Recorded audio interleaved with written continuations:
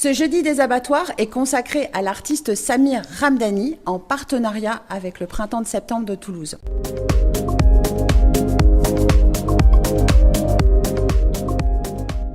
L'exposition présente trois films majeurs de Samir Ramdani. Mais dans le cadre de ce jeudi des abattoirs, nous allons présenter avec le Printemps de septembre le film La Cellule, le dernier film La Cellule. Anne-Laure Belloc. Bonjour.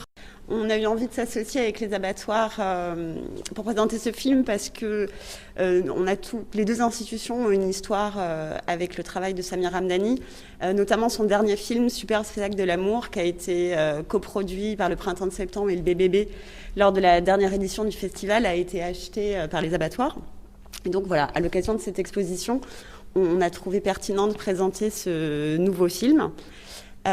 Et du coup, peut-être avant de rentrer un peu dans le détail, Samir, est-ce que tu pourrais nous dire quelques mots sur le pitch de La Cellule ? La Cellule raconte l'histoire d'un groupe de jeunes au comportement étrange dans un collège. Ils ont des pouvoirs surnaturels et l'histoire prend place en France à un moment compliqué où on a une épidémie qui décime. Avant de rentrer plus dans le détail du film et de la manière dont il s'inscrit dans ton travail, j'avais quand même envie de te parler de son actualité, parce que dans le film, on entend des termes qui, au moment de l'écriture, en 2018, je crois, étaient quasiment absents du vocabulaire, comme foyer de contamination, couvre-feu, des mesures liberticides. Quel effet ça te fait de sortir un film presque prophétique au moment où on traverse cette pandémie ? Ouais, alors c'est involontaire, bien sûr. Cela dit, on est dans une urgence générale qui est... on vit une crise écologique majeure. On est vraiment dans une grande urgence aussi de comment on va gérer les prochaines décennies en termes d'écologie, en termes d'équité et de démocratie. Et naturellement, dans un film où on veut réfléchir sur ces questions-là, on se projette dans le pire, ou presque.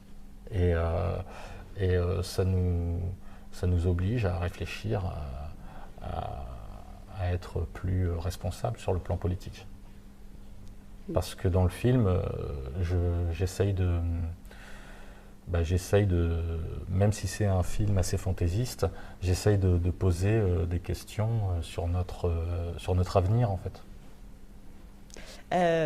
Et ce film, dans les premières minutes du film, on voit une image du village des damnés. Assez vite dans le film aussi apparaît une figure de zombie qu'on retrouve aussi dans Super spectacle de l'amour, qui passe juste derrière toi. Comment t'inscris ton travail dans le cinéma de genre ?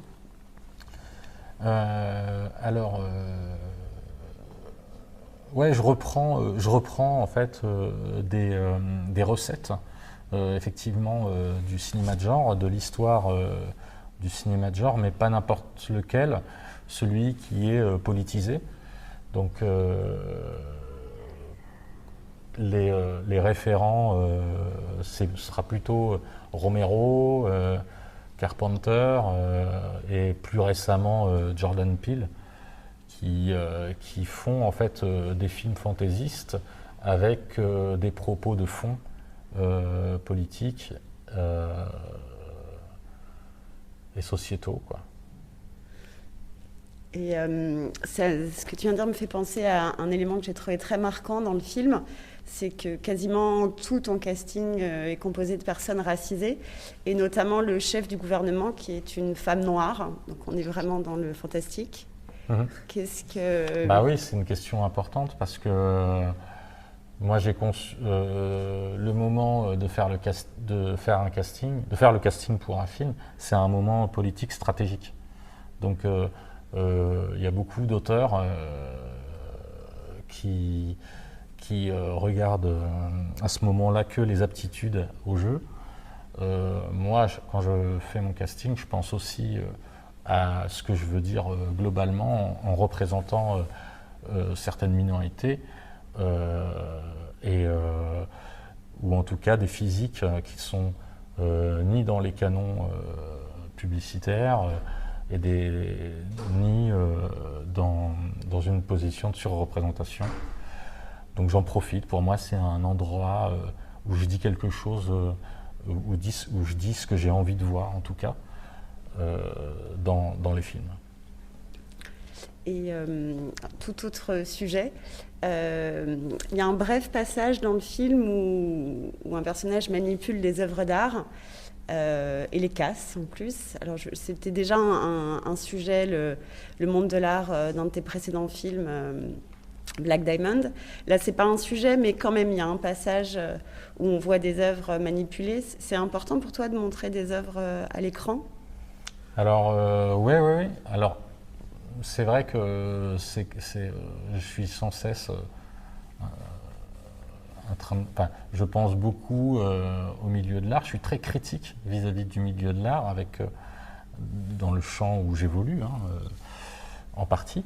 Et j'ai une idée, j'ai un point de vue sur comment on devrait faire de l'art, qui devrait avoir le pouvoir dans ce champ social et comment il est géré. Après, dans mes films, par exemple, en tout cas dans cette séquence-là, des œuvres qui explosent, eh bien, il y a un peu de, comment dire, c'est un peu provocateur, et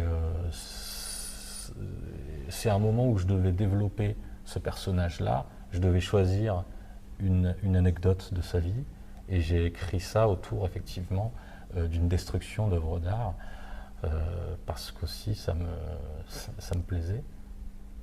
Ça me plaisait d'exploser des œuvres.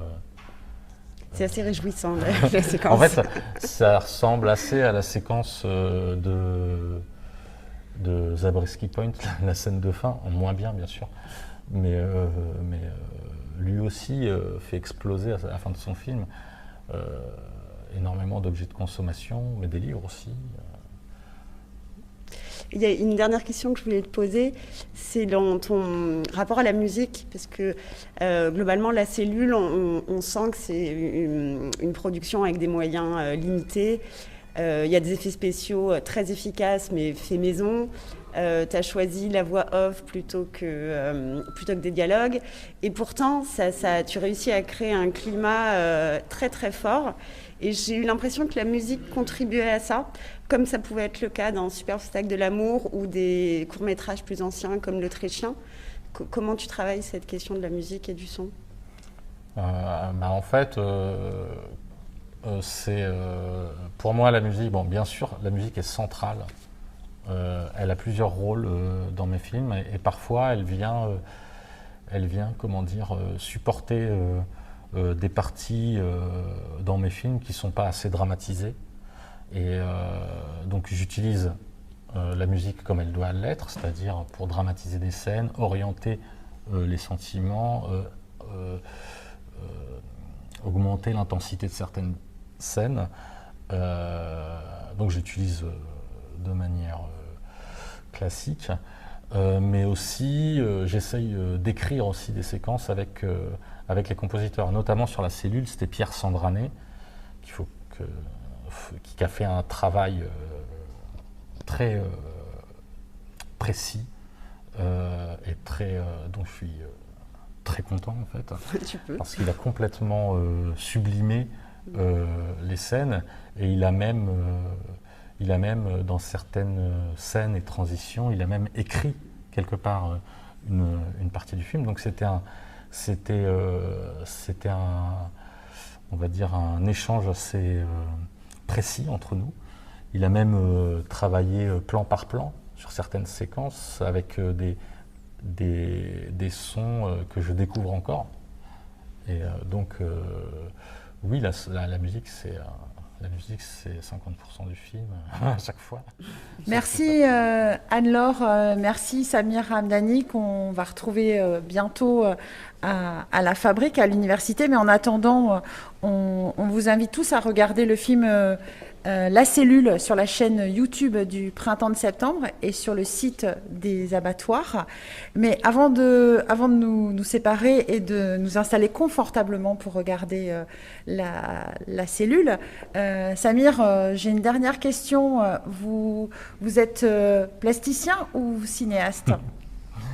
Eh bien, c'est pas toujours moi qui décide.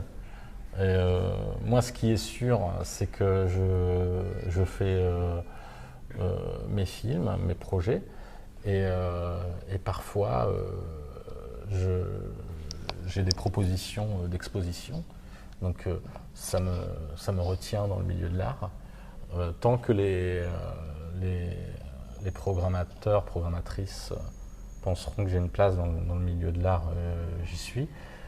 Et vice-versa pour le milieu du cinéma, en fait.